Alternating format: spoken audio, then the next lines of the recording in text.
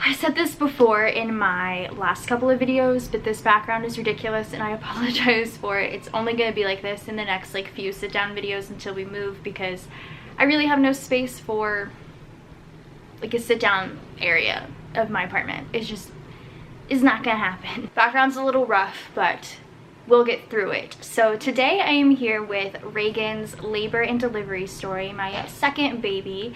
Well, the day I'm filming this is actually April 9th, 2020. I am exactly a year late. She was born April 9th, 2019, and I have not filmed this labor and delivery story in a year. Honestly, sole purpose, probably laziness. Just gonna be completely honest with you.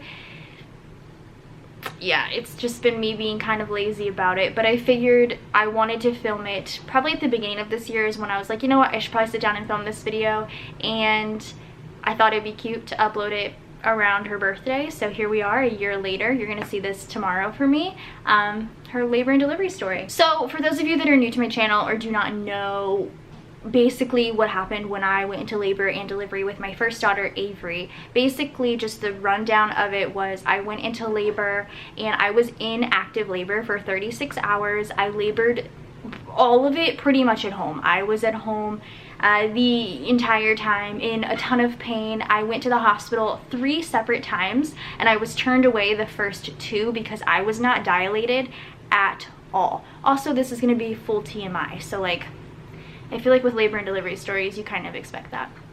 But I was not dilated at all. I was in labor for 36 hours. My water broke at home. We rushed to the hospital and I was already, I think, like 6 centimeters dilated at that point because my water had broke at home. And then I pushed for 2 hours and she was here. And that's kind of just the synopsis of that. It was a really, really rough couple of days. I was in a lot of pain, and so therefore I was not really looking forward to the labor and delivery with Reagan, because that was all I was used to. That was what I had the basis for Reagan. So yeah, that's kind of where that started with. So if I do compare a lot of things to that, that's just the basis that I had for, you know, labor and delivery. So with Reagan, I started getting cervix checks, I think at 36 weeks is when I first started to get them. And at around 38 weeks, or 37 to 38 weeks, I was already 2.5 centimeters dilated. I was already pretty much coming far along. My doctor said that she thought that it would be a pretty smooth, easy delivery for me, which made me really excited because, as you know, I did not have a very smooth delivery with Avery. So I went 2 weeks. 2 weeks already being pretty dilated, and at the 37-week or 36-week appointment, it's been a year, I don't really remember. So I had thought, because I was already like 2.5 centimeters dilated, that she was gonna come pretty quickly, but I wasn't really showing any signs of labor.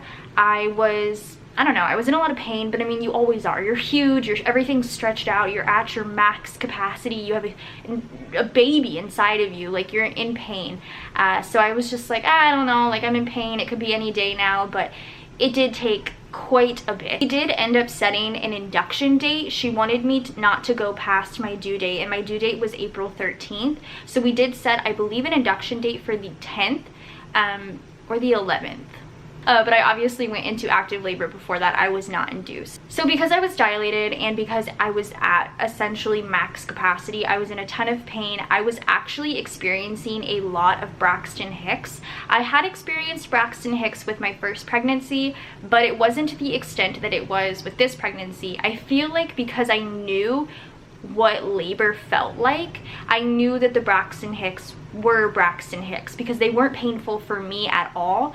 I could just feel my stomach contracting, and then it was incredibly not at all in a timely manner. Like, you know, regular contractions come pretty like consistently. These were all over the place. They kept me up all night because I was constantly timing them just to kind of make sure. So I did end up taking off of work a week before I went into labor because I, for one, was dilated, so I assumed I was going to be in labor early. 2, I was in pain, and 3, I just thought I was going into labor every single night. I was up all night, every single night, timing it. I had a note in my phone ongoing that was like 3:44, 3:47, 3:56. Like, it was ridiculous, and it happened for an entire week. I tried kind of everything that is recommended to try to go into labor. I ate an entire pineapple, y'all, like downed an entire pineapple. I went on walks constantly. I was doing squats. I was doing everything that was recommended on Google under the sun. I was doing. Ain't nothing worked. Absolutely nothing worked. I tried incredibly hard and I just did not go into labor, and that happened for that entire week. So I did go to the doctor the day before I went into labor, and I physically remember that cervix check being a lot more painful than the last few had been. And looking back, and a couple of nurses did say that my doctor probably tried to strip my membranes that day to get me to go into labor because I was so dilated and I was in a ton of pain, which would make a lot of sense. But I had a doctor's appointment the day before, and yeah, like I said, I think I was like 2.5 still, and it was just kind of disappointing because I had hoped I would just be progressing a lot more. And so, like I said, that cervix check was super painful. Like, usually they are painful, but this one was just a little bit aggressive. I was not really looking forward to that one, and I remember going home and wanting to lay down because I was in a ton of pain. So that kind of happened. I went to bed for the night, and like I said, the entire week before I had been experiencing Braxton Hicks, so I was up every single night timing contractions because I thought I was having contractions. This night I went to bed and I woke up around 2 a.m. with contractions, and I thought they were Braxton Hicks. And every night when I would have them, I would take my phone, I would go into our bathroom and our closet are like connected, and I would just kind of sit in the closet, or I would like rock back and forth, and I would just kind of like let it happen but also kind of time it so I knew. And these were a little bit different, and I want you guys to know when I say these things, I say these very happily for me because my first labor and delivery was so painful. These contractions weren't that bad. Like, I don't know, maybe maybe my pain tolerance has gone up quite a bit or something, but these weren't terrible. So I had just assumed they were Braxton Hicks, but they were coming pretty consistently, which Braxton Hicks can do, but I don't know, it was weird. I was, what, 39 weeks, 5 days, I think, 4 or 5 days along. 5 days, but they were pretty consistent. So I'm just kind of rocking back and forth. I'm looking at my little pamphlet of like, they gave me a whole like folder of like doctor's numbers to call that are on call during the night, to like call the doctor, all sorts of things. I'm just kind of like looking at it, rocking back and forth. My husband looked into the bathroom and was just kind of like, everything good, everything good? And I'm like, yeah, everything's great, babe. I'm doing good. Fantastic. Go back to sleep. Everything's fine. So I'm rocking back and forth. I'm like timing them. I'm like shh-ing myself because, like, I don't know, I have to calm myself down quite a bit. And I'm like, it's okay. Everything's okay. Like, I'll go back to sleep in an hour. And so I go to the bathroom because I went to the bathroom before going back to sleep. I was like, I'll just sleep through these. And I did have a little bit of bloody show. And that's when I was like, I don't know, this feels a little bit real. So I did go ahead. It was like 2 a.m. I called the doctor on call. My OBGYN only has 2 or 3 doctors, so I called the one who actually wasn't my OBGYN because she wasn't on call yet. And she sounded so groggy. I felt so bad. But I explained my entire situation. I was like, hey, like, should I go to the hospital? I was not about to do what I did before and go to the hospital multiple times. That just did not seem like a fun idea this time around. I was like, no. So I explained everything, and she was like, yeah, like, just come in, it's fine, like, we'll check you out. If you leave, you leave, whatever, it's fine. I was like, it's not fine because it's 2 a.m. and I'm exhausted. I'd rather just go to bed. But we did ultimately decide just to go ahead and go into the hospital. So Brian's dad, my father-in-law, was staying with us to help us out at this time. So he just stayed with our first daughter, Avery, and we kind of packed up our stuff and kind of moseyed on out to the hospital, just kind of waddling, rocking back and forth. I mean, it was hurting, but it wasn't like, I always want to compare it to Avery, but it wasn't as bad. It was pretty manageable. I was able to just kind of breathe through it. And they always say you can't breathe or talk through contractions, but I was able to. So that's why I was kind of concerned, you know, we were probably going to get sent home. I really think I was in the bathroom for quite a bit. And we were walking to the hospital all fine and dandy. There was actually a couple walking in to be induced at the same time as us, which I thought was kind of funny. So I get in, I explain everything, and within like seconds, they have a wheelchair there, they have a nurse there, and they're all like, it's okay, like trying to calm me down, but I was already fairly calm. I was like, oh yeah, I'm good, like you can wheel me up, it's okay, I can walk. She was like, no, you need to be in the wheelchair.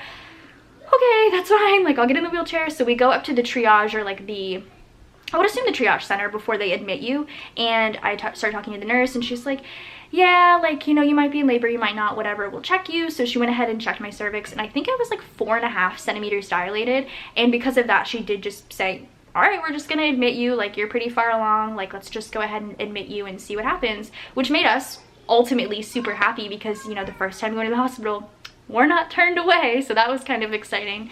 So it all went very, very fast. So I did get admitted to my room. I got my gown on. I'm in the birthing suite. I have my gown on. I'm laying in the bed. My husband's with me. I had my best friend come in. Like, we're just all hanging out, having a good time. The nurse comes in. I was checked constantly. I mean, you're always getting checked constantly. And she asked if I wanted any pain medicine. And because I had had an epidural before, I knew that I wanted an epidural again. So she did give me some sort of medicine through my IV. Couldn't tell you what it was called. Maybe it started with an F. I don't know. If it helps, she said that it was supposed to make you feel like you were drunk, and I was like, sure, sounds great. So she gave me 1 dose of that. I felt kind of dizzy, so I just kind of closed my eyes and relaxed for a little bit while we did all like the admitting paperwork and everything. And then I did end up getting a second dosage of that because we were waiting for the anesthesiologist to come for the epidural. At this point, I wasn't really in pain, but I was like, let's just, I guess, like, let's just keep it as, maybe it was the medicine, let's just kind of keep that going. So I was given a second dose of that, and it kind of made me feel nauseous. I did almost throw up that second time, which was not a good experience. But then the anesthesiologist did come in, and they were really fast. I think that's the one thing I will always remember is how fast they were. When I gave birth to my first daughter, it was at a naval base in North Carolina, and then this, we live in Austin, Texas now, so it was a little bit different, but everything was really fast. The anesthesiologist came in, super professional. I got my epidural done rather quickly. This one I remember hurting just a little bit more, but I think it's because I wasn't I wasn't in as much pain as I had been the first time. Because I was in as much pain the first time, the epidural, I was just like, I don't care. But this one, I think I felt it just a little bit more because I'd already had the medicine and I was already feeling okay. But I did end up getting the epidural, and my doctor suggested, because every time she was checking my cervix, I was only going up maybe a centimeter, maybe a little bit. I was only going up a little bit at a time, and I don't believe I was given Pitocin this time, but they did put one of those, it wasn't a birthing ball, but it was shaped like that, like an hourglass kind of ball. They did put that between my legs, and they turned me on my side, and they went to 2 different sides just to kind of progress labor. And I've actually read that that does help, and I do think it helped quite a bit. So I got admitted at like 6 a.m. I was just hanging out for a while. I got my epidural after an hour, so let's say like 7 a.m. And then I had the ball between my legs. And then at this point, my OBGYN did come in, and she did break my water, which, if you remember from Avery, my water just broke on its own. Never had my water broken before.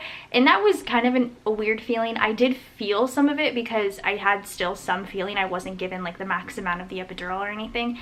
So it was very strange. I just remember it feeling very warm and very like wet and gross. And I was just like, ew, I don't like this that much. And she's like, well, it's fine, you broke your water. So I did have my water broken, and I feel like that was at like 8 a.m. Every hour something happened. So that was about 8 a.m. my water was broken, and I believe every hour I was getting checked. So I was just kind of progressing at like a good rate, I feel. And then at around like 11:15, I was just laying there, and we were all just like laughing, joking, kind of hunkering down because we thought it was going to take a while, because with my first and with, you know, every labor and delivery I've seen, it takes kind of a minute. So we were just kind of like waiting around, like joking. I was on my phone. We were just, I don't know, just hanging out. And I kind of felt this weird urge to push, which I had never felt before.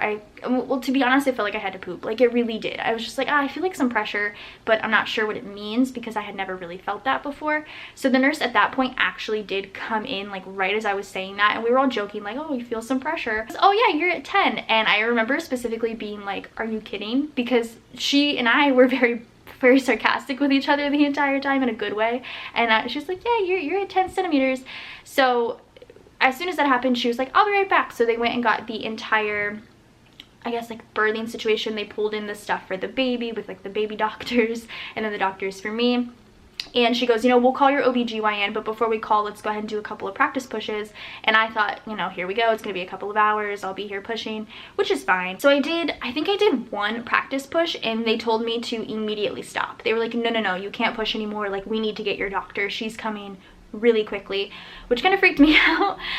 So they called the OBGYN. Luckily, my OBGYN and the hospital are within the same like medical complex, so she did like run over to come get me, and that was about 10 minutes, and I was pretty much ready at 11:30 to start pushing then. So I did 4 pushes and it was 7 minutes. So at 11:37 Reagan was born. It was very, very fast.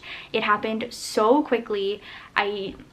I don't even know, like it was the wildest labor and delivery I can even imagine versus my first one, because my first one was so painful, it lasted forever, and this one was so quick and not as painful, and it just went so fast. Like it was just super, super fast, which you can look at and say like in hindsight, wow, that's crazy, that's awesome, like I'm glad that went fast for you. But unfortunately there's a lot of things they don't tell you about fast labors and fast deliveries, which I will explain now. So Reagan was born 11:37. She was 8 pounds 6 ounces. She was a big girl. She still is a chunky girl. She's so sweet. She was born with super, super dark hair, which is so crazy because now she is like the lightest blonde ever. Like she's so, so blonde. And yeah, she was just a sweet chunky little baby. I think she was 20 or 21 inches long. I can't really remember. And yeah, it was pretty quick. It all happened very, very fast. I hung out for a little bit in the birthing suite before they moved me to my room. And then once I was moved to my room, that's kind of when everything started wearing off. My epidural started wearing off. It took quite a bit actually. But I felt like my healing and recovery process was a lot easier this time around because I knew what to expect and I knew kind of what to do in that sense, which was really nice.